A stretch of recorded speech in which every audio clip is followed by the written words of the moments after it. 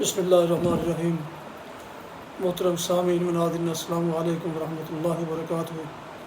امید ہے اب اللہ تعالیٰ کے فضل و کرم سے خیریت سے ہوں گے۔ اللہ تعالیٰ آپ کو، آپ کے اہل خانہ کو، سب کو ہمیشہ اپنی حفظ و امان میں رکھے۔ کڑوے گلاب سلسلے کا ولاگ شروع کرتے ہیں، جسے جناب محمد سلیم بٹ صاحب کی کتاب اشر نشر سے لیا گیا ہے، تو پیش کرتے ہیں آج کا کڑوے گلاب سلسلے کا ولاگ۔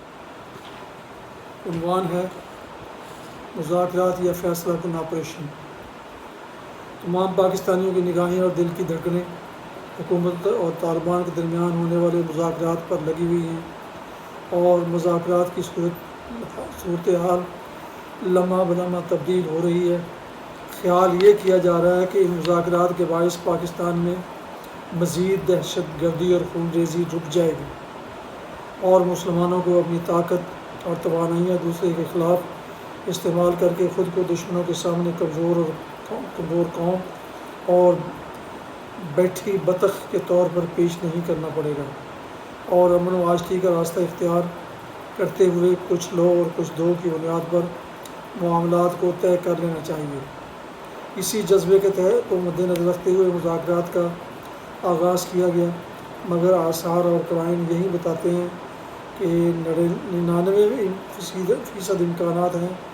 کہ مذاکرات ناکام ہوں گے، کیونکہ فریقین محض اپنی اپنی توانائیاں بروئے کار لانے اور اپنے اپنے اسٹرانگ ہولڈ کو مضبوط کرنے اور وقت گزاری کے لیے ان مذاکرات کو استعمال کر رہے ہیں۔ ناظرین، بتاتا چلوں یہ مضمون آج سے چند سال پہلے لکھا گیا، اور آج کے حالات اس سے مختلف ہیں۔ مذاکرات ہو چکی ہیں اور تقریباً کامیاب بھی ہو چکی ہیں، اور امریکہ اور یورپین یونین اپنی اپنی فوجیں وہاں سے تقریباً نکال لی ہیں، تھوڑی سی رہتی ہیں، جس کا 30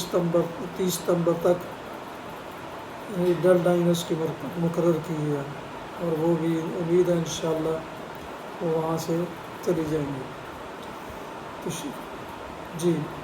ان مذاکرات کے حق میں اور مخالفت میں بہت مضبوط دلائل اور نقطۂ نظر موجود ہیں، مگر جس طرح کراچی میں مذاکرات کے دوران ہی پولیس کی گاڑی کو نشانہ بنایا گیا، اور محمد ایجنسی میں جس طرح سے 23 FCC اہلکاروں کو بےدردی سے ذبح کیا گیا، اس کے بعد حکومت پر فیصلہ کن آپریشن کے لیے دباؤ مزید بڑھ جائے گا۔ ان مذاکرات کی مخالف قوتیں پہلے ہی بہت زیادہ دباؤ ڈال رہی ہیں، اور دوسری طرف طالبان کا یہ مطالبہ کہ جنوبی وزیرستان سے افواج پاکستان کو واپس بلا لیا جائے، یہ کسی صورت قابل قبول نہیں، اور کوئی بھی آزاد اور خود مختار ریاست اس امر کی متحمل نہیں ہو سکتی، کیونکہ اگر آپ اپنے ملک کا ایک حصہ رضاکارانہ طور پر دشمنوں کے حوالے کر دیں گے تو گویا ان کو ایک بیس کیمپ مہیا ہو جائے گا جہاں سے وہ اپنی سرگرمیوں کو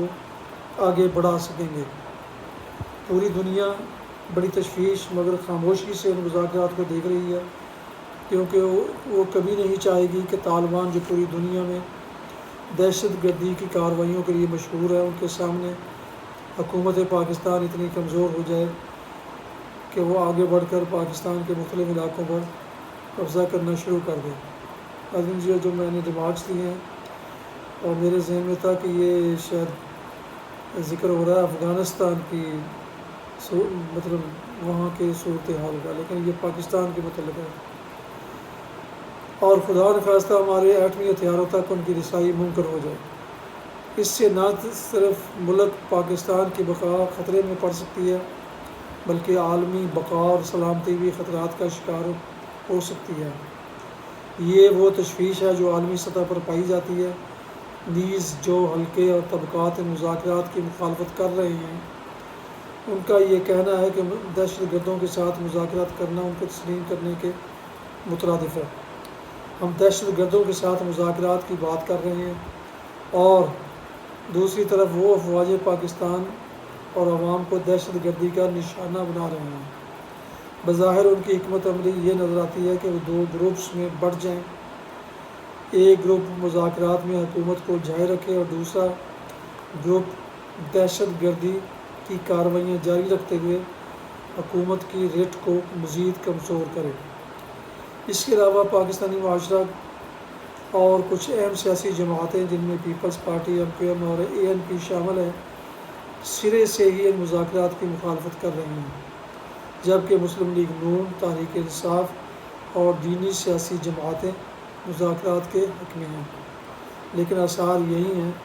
کہ نہ چاہتے ہوئے بھی حکومت پاکستان کو اپنی تمام طاقت متحد کرتے ہوئے فیصلہ کن کارروائی کے لیے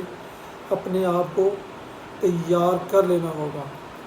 ہرچند کہ اس کے نہایت بھیانک اثرات مرتب ہوں گے۔ چونکہ طالبان پاکستان کے تمام بڑے شہروں میں خود کو بہت مضبوط اور پوزیشن میں لا چکے ہیں، وہ یہاں دہشت گردی، آگ اور خون کا ایک لامتناہی سلسلہ شروع کر دیں گے، مگر اپنے گھروں میں بزدلی کی موت مرنے سے بہتر ہے کہ ایک کڑوا گھونٹ بھر کر اس دہشت گردی کا فیصلہ کن سامنا کیا جائے۔ وزیر اعظم نواز شریف نے بلا شبہ نہایت اخلاص سے مدبرانہ کوشش کی ہے کہ خون بہائے بغیر اس معاملے کو گفت و شنید سے طے کر لیا جائے، حتیٰ کہ افواج پاکستان اور ان کی اپنی جماعت مسلم لیگ نون میں اس حکمت عملی کے خلاف بڑی مضبوط آراء پائی جاتی ہیں، لیکن اب سرجیکل یا ٹارگیٹڈ آپریشن ناگزیر دکھائی دیتا ہے، جیسا کہ دنیا میں کئی زندہ قوموں نے حالیہ تاریخ میں کیا ہے۔ سری لنکا کے تامل ٹائیگرز اور آئرش ریپبلک آرمی کی مثال ہمارے سامنے ہے کہ 30 سال انہوں نے لڑائی لڑی، لیکن آخر میں بحیثیت قوم یا تو مذاکرات ہوئے یا جنگ کا فیصلہ ہوا۔ ان دونوں نے بے شمار نقصانات، قتل و غارت اور تباہی کی۔ تامل ٹائیگرز کو تو مکمل شکست دے دی گئی، لیکن آئرش ریپبلکن آرمی کے ساتھ برطانوی مذاکرات کی بیل منڈے چڑھ گئی۔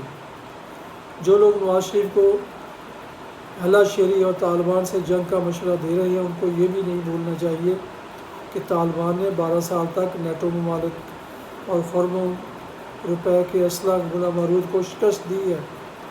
ان کے خلاف لڑائی معمولی بات نہیں، اور نہ ہی وہ آسانی سے جیتی جا سکتی ہے۔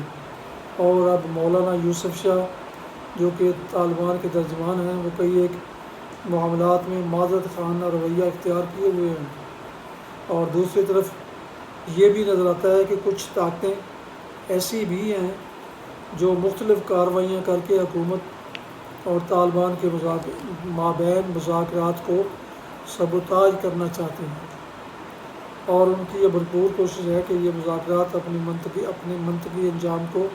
نہ پہنچ پائیں۔ ہر قوم پر ایسے مشکل اور نازک لمحات آتے ہیں جب اس کی بقا پر سوال اٹھتے ہیں،